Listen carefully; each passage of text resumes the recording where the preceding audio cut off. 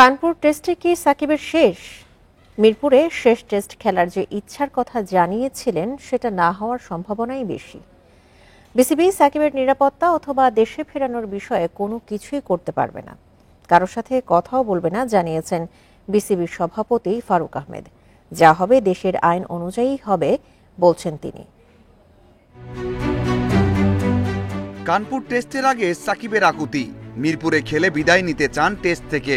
সাবেক বিশ্বসেরা দেশের সবচেয়ে বড় তারকা যখন এমন অনুরোধ করেন তখন বিসিবির দিকে তাকিয়ে থাকা ছাড়া উপায় নেই। হত্যা মামলা আর রাজনৈতিক অবস্থা বদলে দিয়েছে সবকিছু। বিসিবিও থাকছে নীরব, কিছুই করার নেই বলছেন সভাপতি। আমার বা বিসিবির হাতে না, আসলে এটা আসলে পুরো ওই গভর্নমেন্ট লেভেল থেকে আসতে হবে। ওই নিরাপত্তা দুই রকম, একটা হলো কি আপনার ক্লিয়ারেন্স ফ্রম জানি না, ও হয়তো বলেছে, আর আরেকটা হলো গিয়ে আপনার মনে করেন আমাদের স্পেকটেটরও আছে।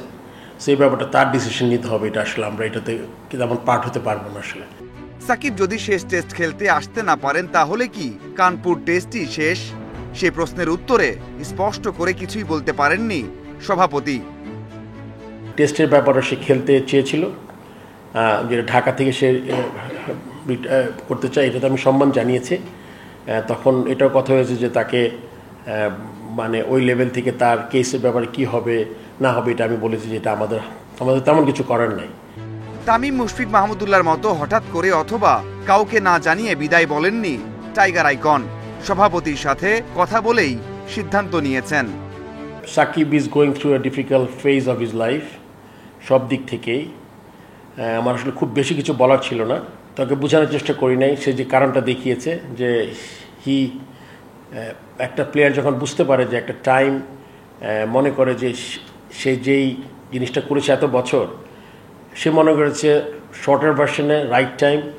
সাকিবের ইনজুরি নিয়ে অধিনায়ক ও নির্বাচক কথা বললেও কেন হাথুরু সিংহে কিছুই জানেন না, সে প্রশ্নেরও উত্তর খুঁজবেন সভাপতি। Mazharul Islam, independent news.